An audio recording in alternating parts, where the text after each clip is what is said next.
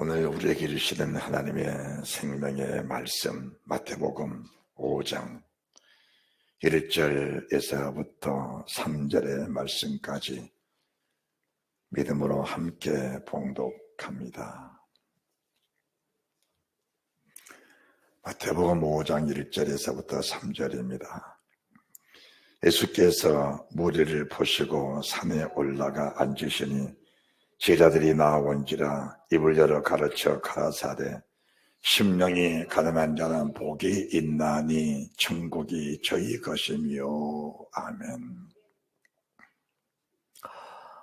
심령이 가난하다는 말씀을 저희들이 평생을 두고 가슴에 새기면서 이 말씀을 반드시 이루어가는 그런 믿음의 사람들이 되어야 될 줄 믿으시기 바랍니다.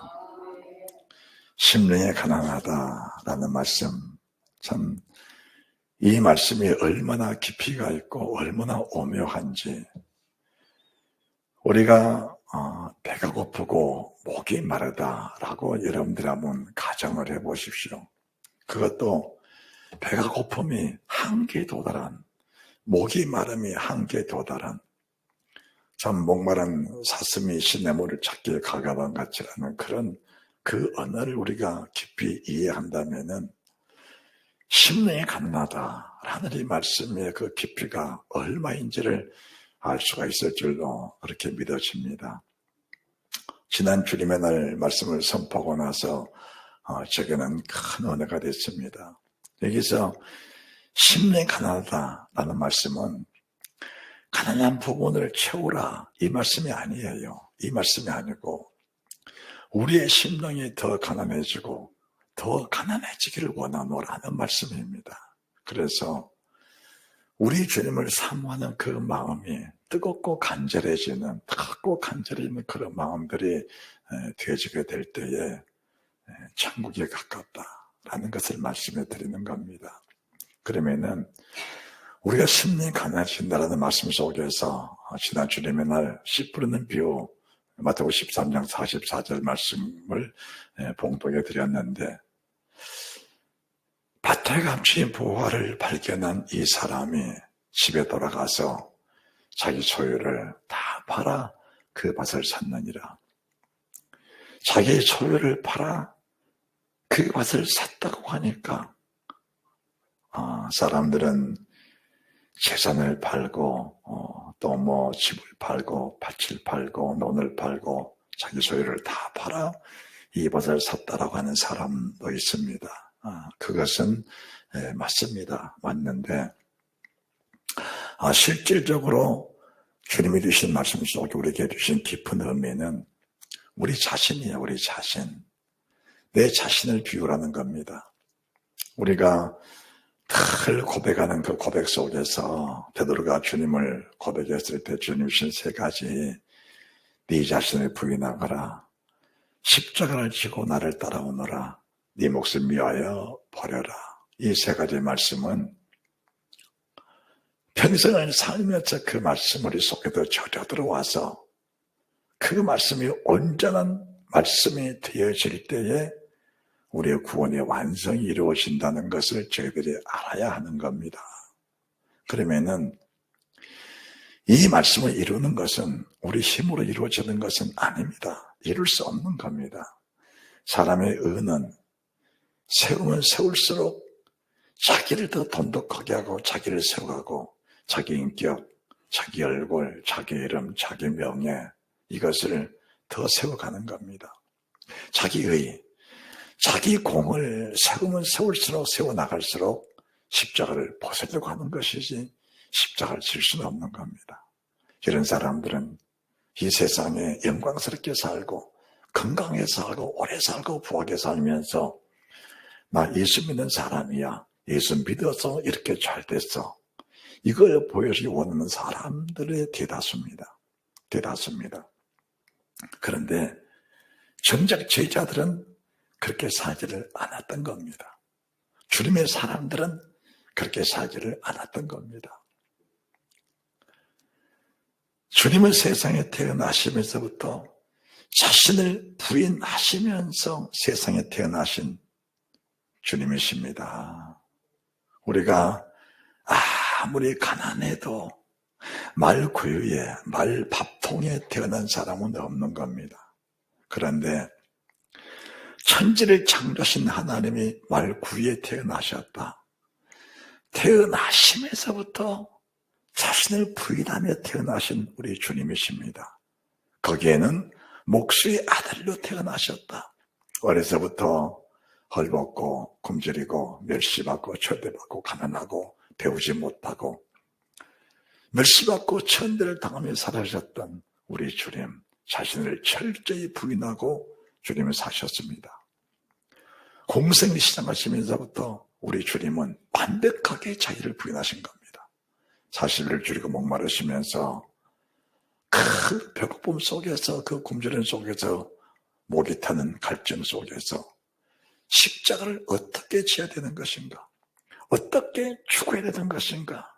어떻게 내 몫을 너에 버릴 수 있는 것인가를 계획하시고 설계하시면서 그 모습 그대로 따라가신 분이 우리 주님이십니다. 그 주님이 죽으신 이후에 부활하셔서 그 성령, 그 영으로 우리 육체 안에 오셨습니다. 육체 안에 오셔서 좌정된 그 사람들이 가는 길이 우리 주님의 영을 따라서 가는 그 사람들이 결국은 자기를 부인하고 십자가를 지고 주님을 따라가는 사람들이다라는 것을 말씀해 드리는 것입니다. 믿음의 세계란 것은 어떤 사람은 이런 믿음, 어떤 사람은 저런 믿음, 그런 믿음은 아닙니다. 믿음의 세계는 동일한 겁니다. 아벨의 믿음, 에녹의 믿음, 노아의 믿음, 아브라함의 믿음, 사라의 믿음, 다윗의 믿음. 믿음은 동일하고 똑같은 겁니다. 왜 그럴까? 믿음은 한 성령 안에서 주시는 하나님의 은혜이기 때문에 믿음의 높고 낮음의 차별이 있을 수가 없는 겁니다. 은혜의 차별도 있을 수가 없는 겁니다. 여기다 차별이 있다는 것은 내 자신이 죽어지지 못한 만큼 차별이 있다는 것이지. 정말 철저하게 내 자신이 죽어지고 주님을 따라가는 모든 사람의 믿음은 동일한 믿음이라는 사실입니다. 그래서 주님은 주도 하나이요 믿음도 하나라고 하신 겁니다. 세례도 하나이요 하나님도 하나인 겁니다. 우리가 물세례를 받을 때도 한 세례입니다. 우리는 물세례 받을 때 이미 주님과 함께 죽었던 사람들입니다. 물에서 올라올 때는 주님과 함께 영원한 생명을 가지고 다시 물에서 올라온 그 순간이라는 것을 저희들이 아는 겁니다. 그런 믿음의 사람들이 사는 모습은 동일한 겁니다. 동일한 거예요. 그러면은 우리 주님이 찾으시는 사람이 과연 누구냐? 그리고 하나님의 생명책에 기록될 사람이 과연 누구냐라는 것을 알아야 됩니다. 여러분들이 구약에서 사렙다 가부 하면은 우리가 모르는 사람 없지 않습니까? 모르는 사람 없는 겁니다. 그 사렙다 가부가 살았던 시대는 암흑의 세대입니다. 믿음이 실종된 세대입니다. 믿음으로 산다는 사실이 밝혀지면은 사형을 당하는, 죽임을 당하는 그런 시대였습니다. 그래서 선자들도 제사장들도 그 위대한 사람들도 다 주를 부인하면서 목숨 살려고 정말 전쟁 근거는 그런 시대에 살았던 사람들에게 주시는 메시지인데, 그렇게 살던 사람들 속에 사렙다 가부는 어떤 믿음인가? 자신의 죽음을 초월하고 주를 섬기는 그런 믿음의 사람이 사렙다 가부였습니다. 이런 사람들의 전통적인 믿음이라는 것은 먹고 마시고 무엇을 먹을까, 무엇을 마실까, 무엇을 입을까에 전전긍긍하지 않는 그런 사람들이 이런 믿음의 사람들이었습니다. 이런 사람들의 모습 속에서 저희들이 누가복음 4장 25절, 누가복음 4장 25절 말씀을 보시면은 우리 주님이 뭐라고 말씀하시냐? 내가 참으로 너에게 이르노니 엘리야 시대의 하늘이 새해 6달 동안을 닫히어 온 땅에 큰 흉년이 들었을 때 이스라엘에 많은 과부가 있었으되 엘리야가 그 중 한 사람에게도 보내심을 받지 않고 오직 시돈 땅에 있는 사렙다 과부에게 뿐이었다라고 하십니다. 우리 주님의 눈에 명확한 모습을 지금 보여주고 계신 겁니다. 우리 주님의 명확한 모습입니다. 우리 주님의 눈은 7분 7영이신데 그 7영은 온 땅에 보내심을 입은 하나님의 영이라는 겁니다. 이 세상에 예를 들어서 지금 80억이 넘는 인구가 살고 있는데 그 80억이 넘는 인구를 주님은 한눈으로 다 보고 계시면서 그들의 믿음이 아니할 때 과부들의 모습은 다 동일하게 삶과 죽음의 갈림길 속에서 허덕이는 그런 시대였습니다. 한 모금의 물을 위해서, 한 쪽의 빵을 위해서 자기들의 목숨을 거는 그런 시대에 죽음의 클라이막스, 죽음 직전에서 떡 한 덩이 이거 먹고 아들과 함께 죽으려고 나뭇가지를 줍고 있는 그 여인의 심령이 오죽했겠느냐라는 것을 말씀해 드립니다. 그때 엘리야가 찾아와서 여자야 그 떡을 내게 먼저 먹여라. 그 한마디 선포에 여인은 이미 감동이 된 겁니다. 이미 감동이 된 겁니다. 왜 감동이 됐을까? 왜 감동이 됐을까?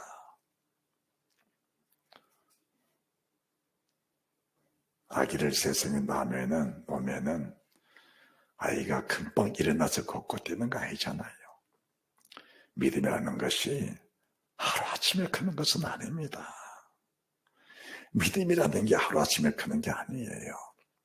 이미 이세벨이 아합의 아내가 되기 전부터 이 가부는 진짜 믿음으로 살았던 사람. 이세벨이 정권을 휘어잡고 온 나라 백성들을 한 손에 휘어잡고 살고 죽이는 권세를 가지고서 자기 뜻대로 나라를 좌지우지할 때도 사렙다 가부의 믿음은 여전한 믿음이었던 겁니다. 어제 오늘도 변함없는 여전한 믿음이었습니다. 이런 믿음들은 재물이 많아져도 믿음은 변치 않습니다. 그 재물이 다 허비가 되고 비록 내 자신이 거지가 돼서 정말 먹을 것이 떨어져버린 상황에서도 그 믿음은 변하지가 않는 겁니다. 강건한 모습으로 주를 섬기면서 건강할 때 모습이나 어느 순간은 건강이 무너져버려 내 자신을 지탱하지 못할 때 믿음이나 그 믿음은 동일하다는 것을 알아야 되는 겁니다. 믿음이라는 것은 상황에 따라 표현한 것이 아니라는 것을 말씀해 드리는 겁니다. 이해가 되시면 아멘 하시기 바랍니다. 그러면은 우리가 세상을 살면서 믿음에 내 목숨을 걸 것이냐, 믿음에 내 삶을 걸어볼 것이냐, 그건 도박이냐, 그건 무모한 것 아니냐, 이렇게 생각하는 사람들이 많습니다. 그러면은 여러분의 가치관이 과연 어디가 있느냐, 가치관이 어디가 있느냐, 그것을 논하는 사람들이 얼마나 있을까요? 우리가 육신이 산 게 산 것이냐? 그러면은 육신 떠난 것은 영원히 죽어버린 것이냐? 이렇게 논리를 말한다면은 믿음과는 별개의 삶을 살 수밖에 없다는 사실을 말씀해 드리는 겁니다. 사람이 태어나서 왜 태어났냐? 어떻게 태어났냐? 어디서 왔느냐?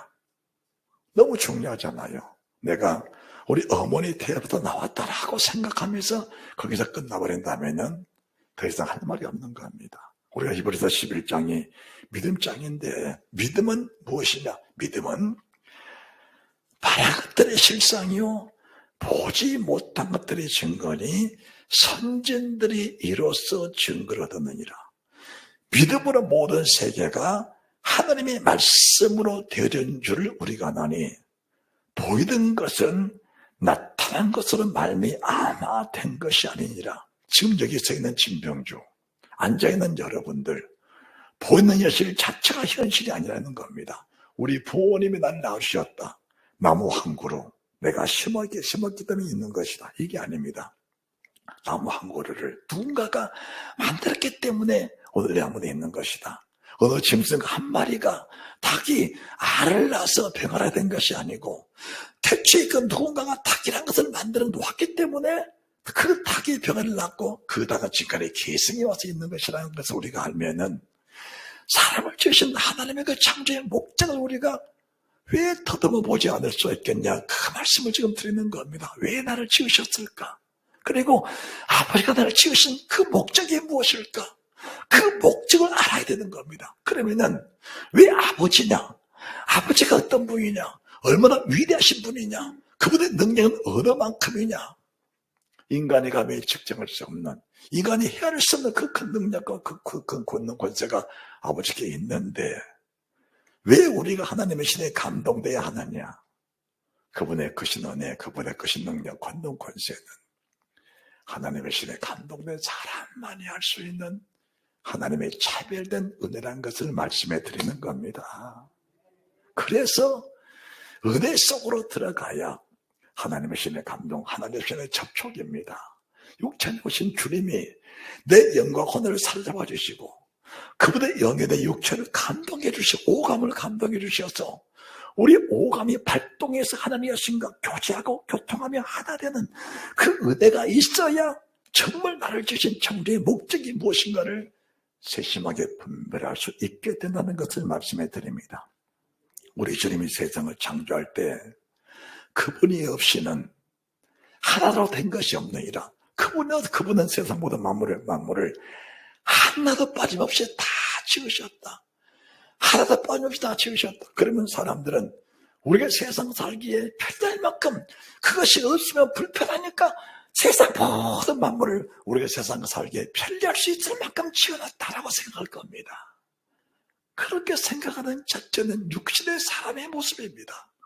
육신의 사람들은 육신의 삶 속에 불편하니까 거기에다가 냉장고도 만들고 세탁기도 만들고 식기세척기도 만들고 추우니까 또 온돌방도 만들고 또 보일러도 만들고 세상 사는 모든 삶 속에 부족함이 없도록 세상 모든 걸 다 만들어 살고 있는 것이 사람인데 정작 믿음의 사람들의 모습은 무엇이냐?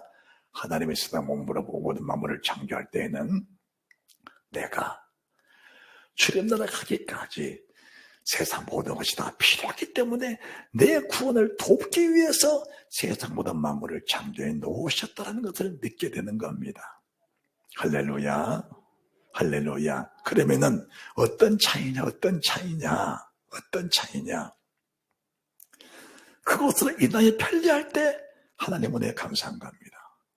그것 때문에 불편하고 고통스러울 때 하나님을 또 찾게 되는 겁니다. 그래서 이런 사람들의 신실한 모습은 범사의 하나님을 인정하며 살기 때문에 그 하나님과 교통교류가 끊어지지 않는다는 걸 말씀해 드립니다. 이런 믿음을 가지고 살면서 살았던 사람이 살았다 감이기 때문에 엘리야가 찾아와서 그 떡 한 덩이 내가 먼저 먹기라 부탁했을 때 생각할 여지도 없고 그렇습니까? 기도해 보고 결정하겠습니다. 그런 못난 소리 하지 않는 겁니다. 그런 못난 소리 할 생각을 가지고 살지 않는 겁니다.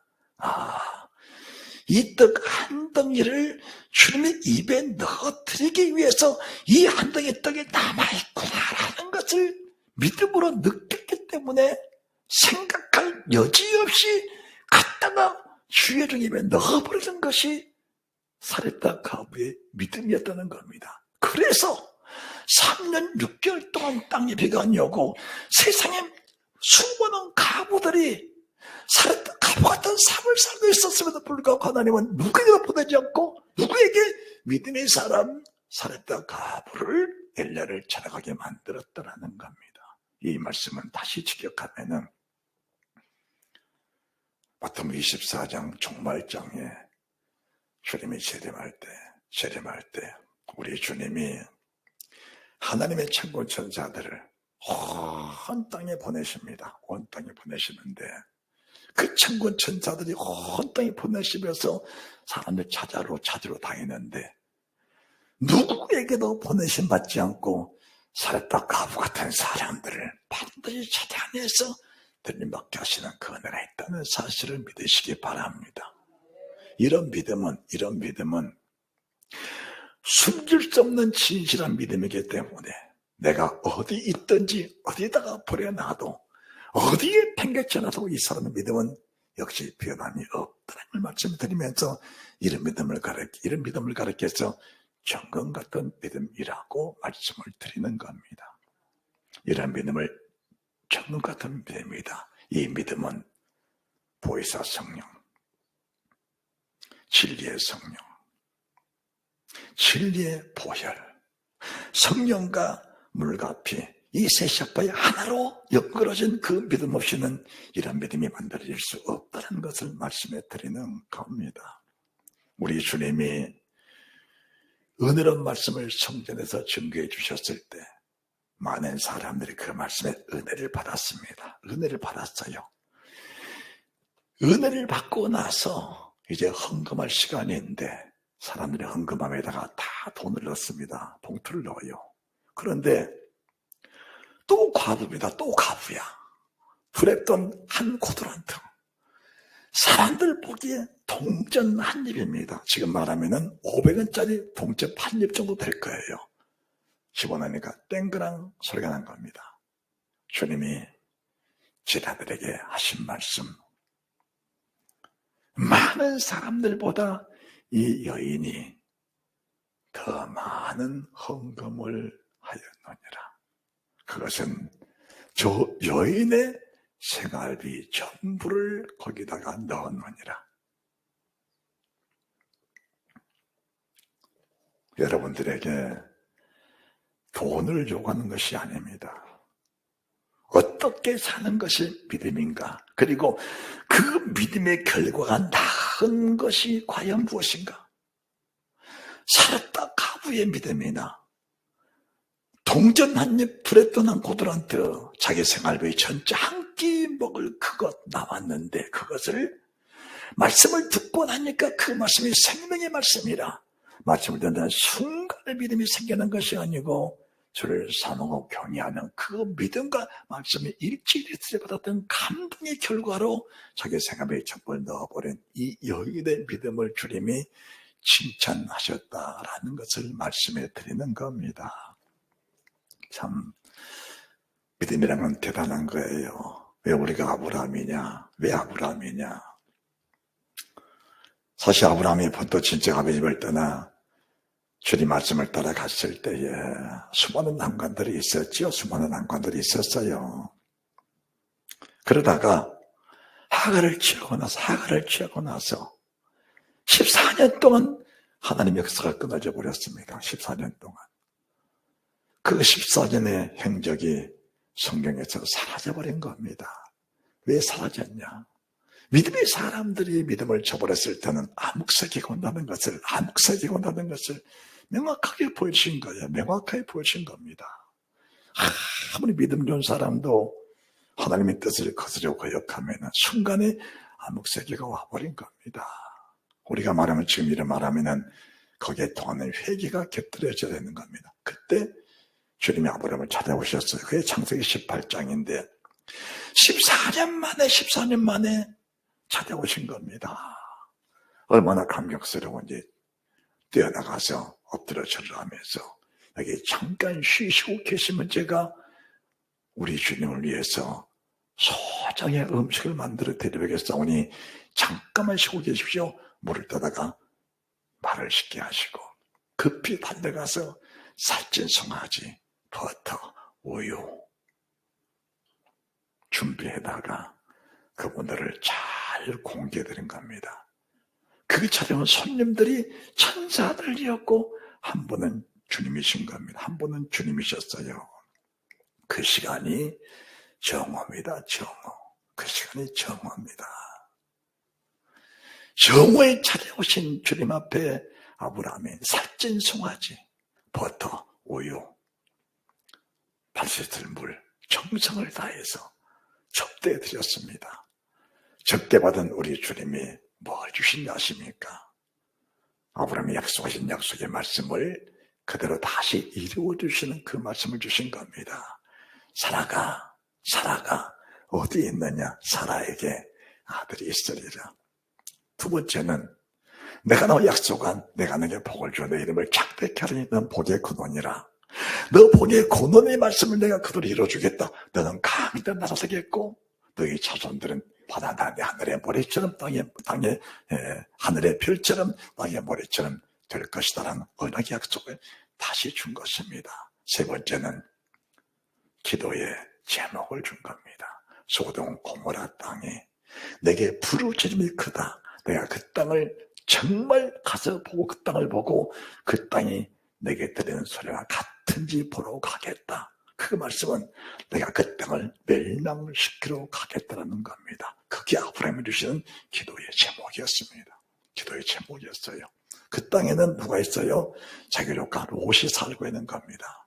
그래서 아브라함이 하나님 앞에 의인 50명, 의인 45명, 40명, 30명, 20명, 10명 그 아브라함의 기도를 들어주신 겁니다. 그리고 그분들이 그 부분이 아브라함을 떠나 소돔 고모라 땅으로 간 이후에 아브라함은 무릎 꿇고 하나님 앞에 간절히 기도했다고 성경 그렇게 우리에게 전해주고 있는 겁니다. 두 번째, 롯을 찾아가신 주님은 밤중에 찾아가셨습니다. 동일하게 영접했습니다. 제 집에 오셔서 쉬십시오. 주님이 뭐라 하시냐 하십니까? 아니다. 내가 이 길에서 노숙을 하리라. 내가 이 길에서 노숙을 하리라. 성경을 그냥 스치고 지나가 버리면 의미가 없는데 아브라함을 찾아가신 주님, 롯을 찾아가신 그 주님의 모습이 어떻게 이렇게 다를 수가 있을까? 아브라함이 주님을 섬기는 것과 롯이 주님을 섬기는 그 모습이 어떻게 하면 이렇게 다를까? 강청함에 집에 오셨다. 뭘 대접했냐? 무교병을 구워서 대접을 했다. 대접을 받으신 주님이십니다.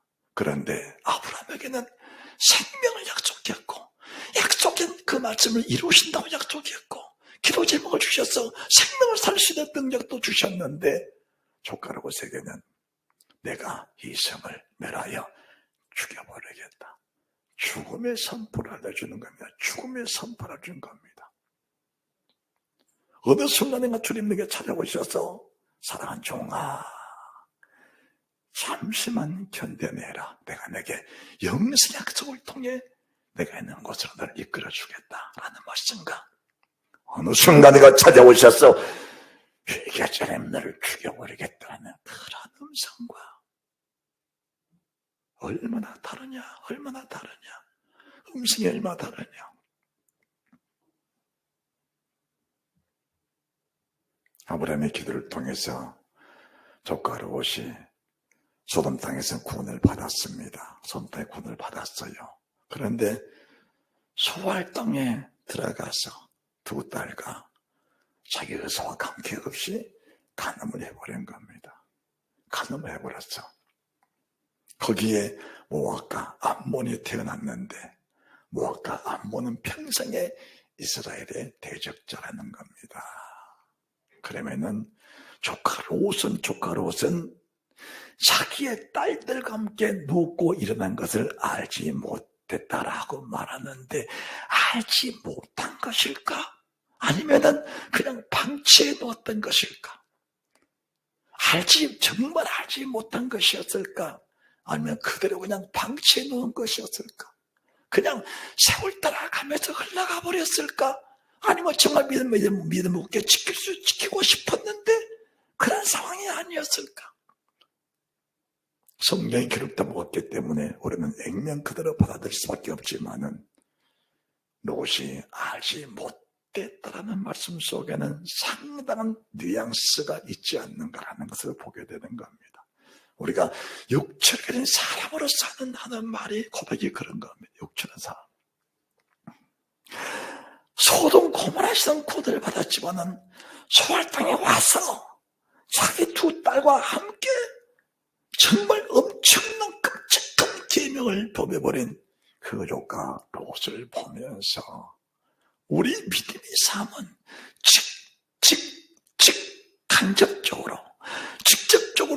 직접적으로 죄와 접촉이 됐다는 사실 자체가 믿음으로 살지 못했다는 증거를 보여주고 있는 겁니다. 여러분들 깊이 깨닫고 알아야 합니다.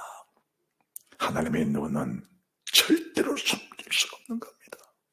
아브라함이 하갈을 취했을 때 주님이 14년간을 현현하지 않으셨는데 조카 롯이 믿음을 정말 지키고 싶었다면 그런 상황까지 자기가 원하는 소할 땅으로 들어갔을 때 우리 주님이 그렇게 하라고 승낙했겠느냐 그 말입니다. 정말 롯이 믿음으로 사는 사람이었다면 그런 불의 씨앗을 뿌리도록 우리 주님이 놔두셨겠느냐라는 것을 말씀해 드리는 겁니다. 주님을 사모하는 사람들의 모습은 그게 아닌 겁니다. 정말 주를 사모하는 사람들의 모습은 살았다 가부의 모습. 엽전 한 고두란트 자기 생활의 전부를 허비해도 주를 섬겼던 그 여인의 모습. 아브라함처럼 한 번의 실수를 통해 아파하면서 14년간을 몸부림쳤던, 애통하며 회개하면서 몸부림쳤던 그 아브라함의 모습. 다시 주를 만났을 때 정말 자기의 원신의 힘을 다하여 주를 섬기면서 하나님의 감동을 이끌어냈던 그 아브라함의 모습이 정말 마태복음 3절 말씀에 심령이 가난한 자가 가는 천국의 모습이 그런 모습이라는 것을 보여주고 계신 겁니다. 두 번째는 정말 주님을 사모하는 사람들은 자기 몸을 하나님의 거룩한 제물로 바쳐드리게 돼 있는 겁니다. 왜 그럴까? 내 영생의 값이 얼마나 위대한데 그 주님이 내게 그 위대하고 값진 영생을 주시려고 취하신 주님의 액션을 보면은 우리 몸을 주님 앞에 거룩한 산제물로 바쳐드릴 않을 수가 없는 겁니다. 하나님, 나 같은 죄를 구원하신 주님의 은혜가 있도록 큰데 나를 통해서 누군가 구원받을 수가 있다면 이 몸을 주님 앞에 거룩한 산제사로 바쳐드리지 않을 수가 있겠습니까? 라는 고백은 구원받은 사람들의 정상적인 고백이라고 말씀을 드리는 겁니다. 구원의 은혜를 받은 사람들, 구원의 은혜를 누린 사람들의 정상적인 모습인 겁니다. 로마서 12장 1절입니다. 로마서 12장 1절.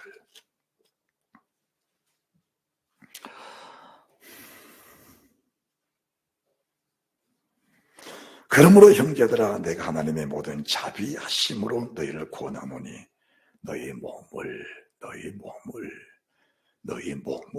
하나님이 기뻐하시는 거룩한 산제사로 드려라. 이는 너희가 드릴 영적 예배니라. 우리 몸을 주님이 기뻐하시는 거룩한 산제사로 드리는 것이 어떤 제사일까? 어떤 제사? 그 제사는 2절의 제사입니다. 너희는 이 세대를 본받지 말고 오직 마음을 새롭게 하여. 자, 2절입니다. 너희는 이 세대를 본받지 말고 마음을 새롭게 하여 변화를 받아 하나님의 선하시고 기뻐하시고 오직한 뜻이 무엇인지 분별하도록 하라. 여기서 분별하라는 것은 어느 순간의 찬스, 사렙다 가부에게 엘리야가 찾아왔다. 자기 몸을 바쳐드릴 찬스입니다. 그 때를 놓치지 마라. 따라합시다. 그 때를 놓치지 마라.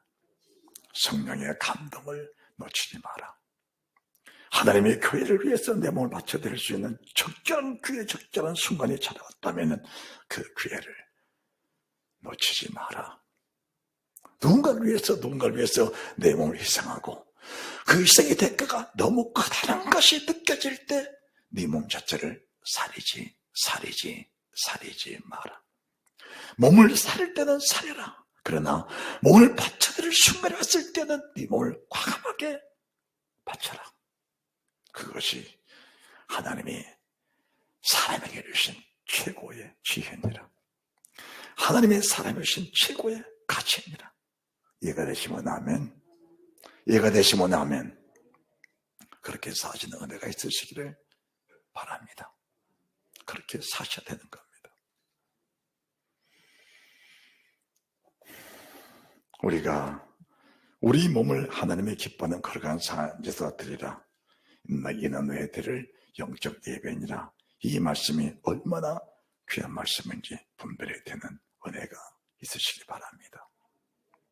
하나님의 사람 바울이 루스드라에서 귀신을 쫓아내주고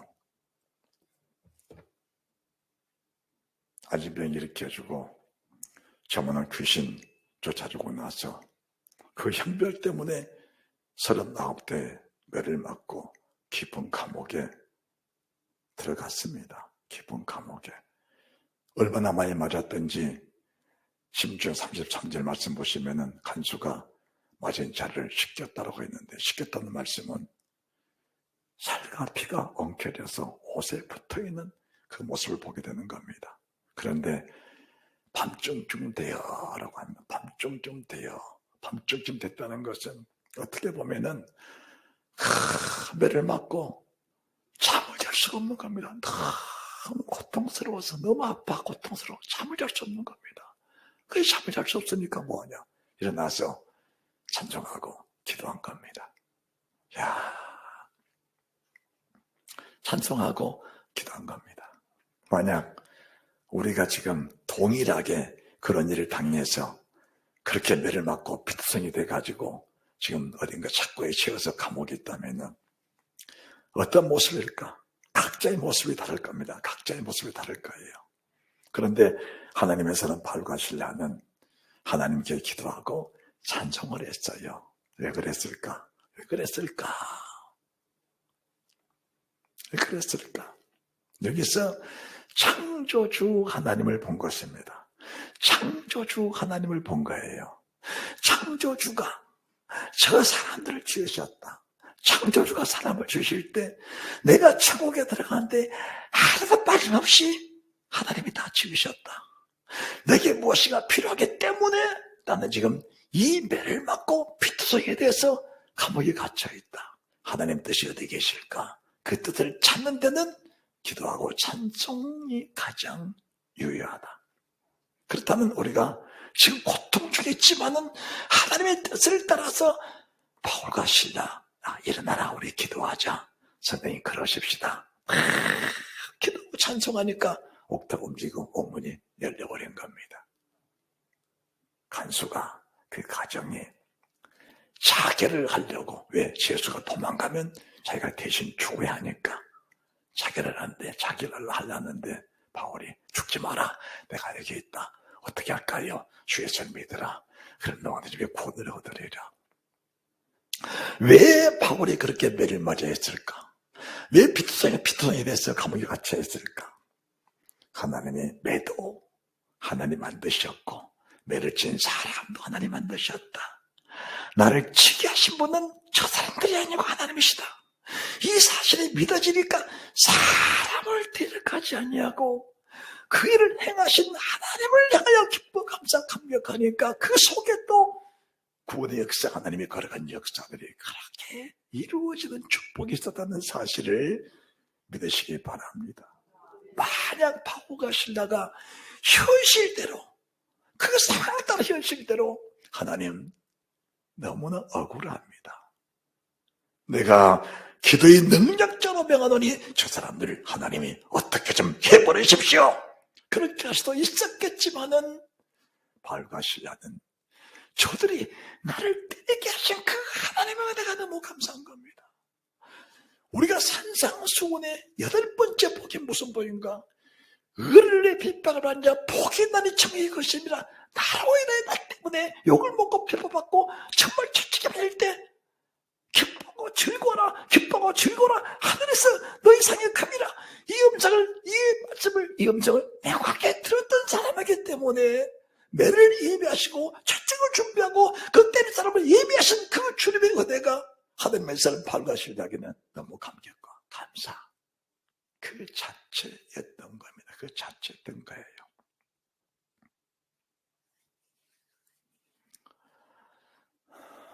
교회를 세우신 주의 목적, 주님의 종을 세우신 주의 목적이 여기에 있는 겁니다. 여기에 있는 거예요. 모든 사람을 이런 믿음의 사람으로 만들어내라.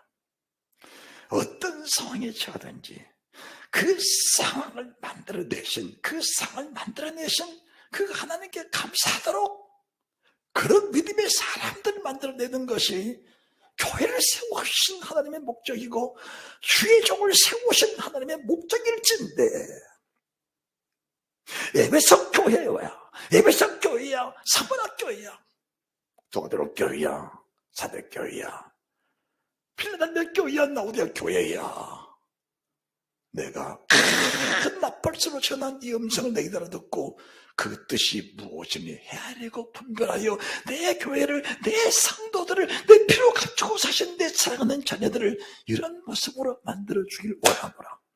이런 모습으로 만들어주길 원하노라. 주님의 간절한 요청을 주의 종들이 들을 수 있고, 그 모습에 만들어져 가는 여러분의 모습들 여러분이 보면서 그분을 찬양하고 기뻐 감사할 수 있는 그런 믿음의 사람이 되어진다면은 피로 값주고 사신 하나님의 교회가 교회에서 기능을 다한 것이고, 주정을 세우신 주의 목적이 다 이루어졌을 때 구원의 완성 속에 영원한 영생이 그 속에 꽃이 피고 열매 맺는 아름다운 축복이 있다는 사실을 믿어주시기를 바랍니다.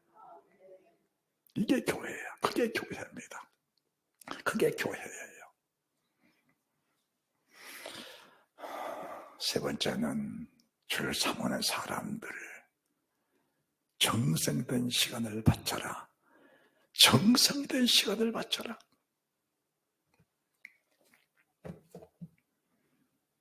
떡 한 쪽도 먹다가 주는 것과 내가 먹고 싶지만 소중하게 잘 간직했다가 누군가 소중한 사람이 찾아오면 그 떡을 공개한 것과는 대접받은 사람이 감정이 다른 겁니다. 왜 아브라함이냐? 왜 롯이냐? 아브라함을 찾아오신 주님은 정오에 찾아오셨습니다. 하나님을 공개하시는 시간대에 찾아오신 겁니다. 롯을 찾아가신 주님은 공개받을 그런 상황이 아닙니다. 그럼에도 롯을 찾아가신 겁니다. 나를 찾아오신 주님이 어떤 걸 찾아오셔야 되는 것인가? 여러분들 좀 깨달아 알으시기 바랍니다. 그런 찬스들을 만들어가는 것이 하나님의 되게 하신 삶의 기회, 믿음의 기회라는 겁니다. 그런 순간을 만들어갈 수 있는 그런 찬스를 하나님에게 만들어 주셨음에도 불구하고 육신의 삶에 매여 사는 사람들은 그런 찬스들을 스스로 놓쳐버리면서 육신을 위해서 그 찬스를 사용하여 보려고 만드는 겁니다. 그것은 하나님 보시기에 내 영광의 부활죄에 막된 손실을 가져올 뿐 그 자체를 믿음이라고 말씀하지는 않는 겁니다. 가장 소중한 시간을 하나님께 바쳐드리라. 그 시간이 어떤 시간이냐? 그 시간은 정한 시간이다. 그 시간은 정한 시간이다. 왜 정한 시간이 소중한 시간인가?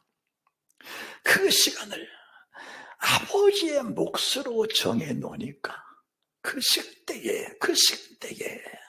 세상에 별스러운 일이 닥쳐도 그 시간은 가장 소중하신 우리 아버지께들의 시간이기 때문에 세상에 그보다 더 소중한 일은 없다.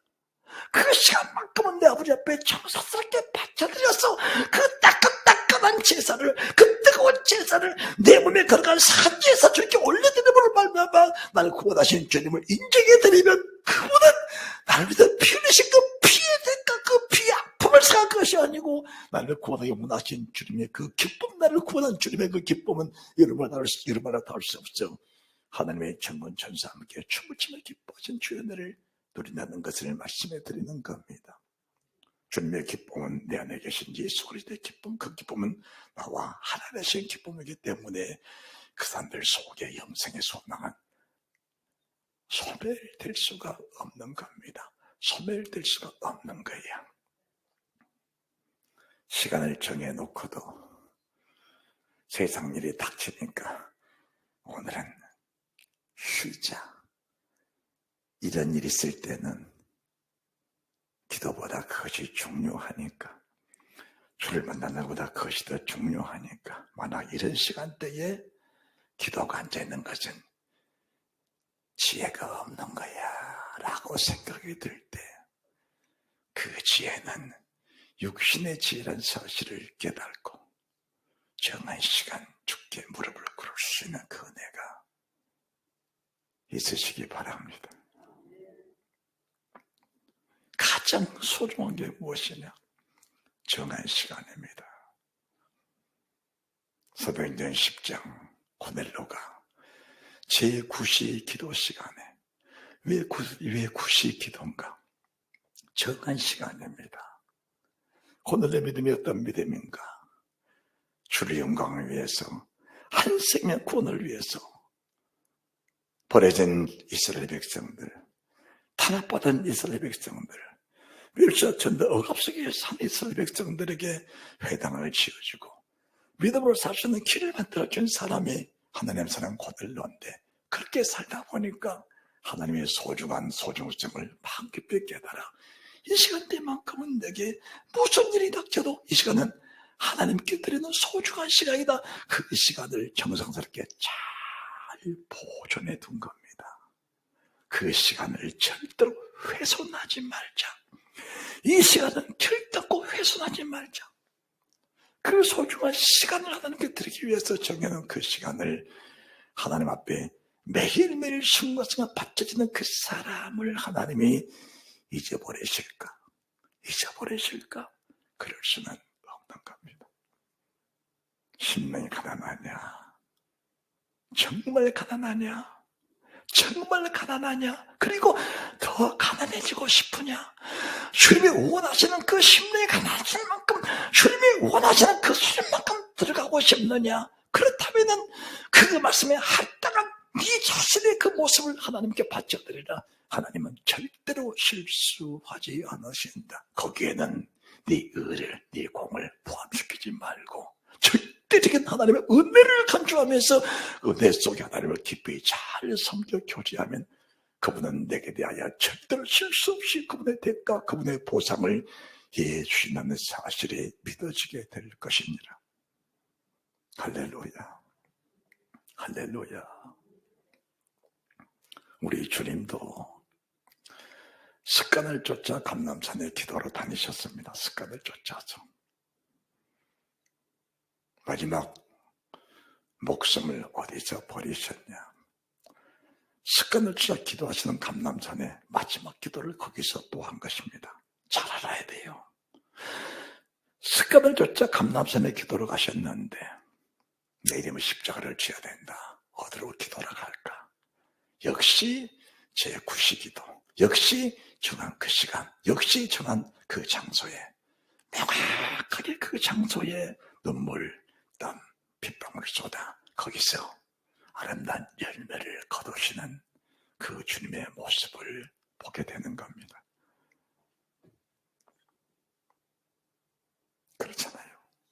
그렇잖아요.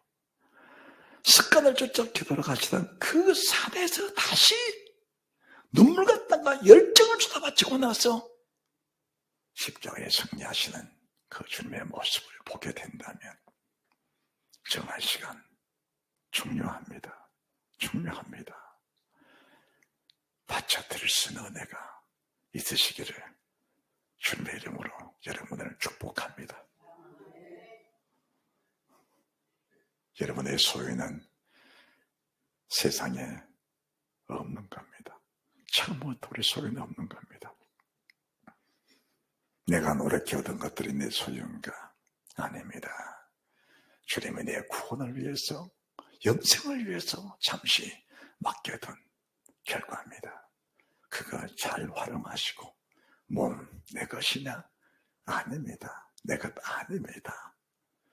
이 육신의 살, 육신의 피, 육신의 뼈를 통해서 하나님의 나라를 침범해 가도록 몸을 하나님이 구성해 놓으신 겁니다. 이 몸을 주님의 그런 말씀에 합당히 쓰고 나면은 육신의 몸이 영광스러운 몸으로 변화가 되어 영원한 삶, 영원한 생명, 영원한 생명으로 언젠가 변화가 될 것입니다. 거기에 소망이 있는 사람들은 이 몸을 가장 적절하게 투자할 수 있다는 사실을 믿으시기 바랍니다. 세상 시간은 내 시간인가? 육신의 삶을 사는 사람들은 육신의 시간인데 영의 삶을 사는 사람들은 그 시간들이 다 영의 시간들입니다.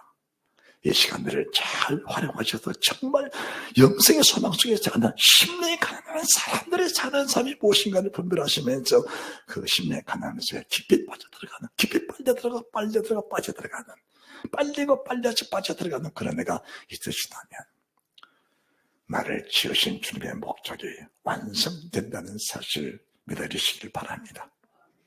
잘 될 겁니다. 하나님의 은혜, 생명 넘쳐나시기를 주 예수 그리스도 이름으로 축원합니다.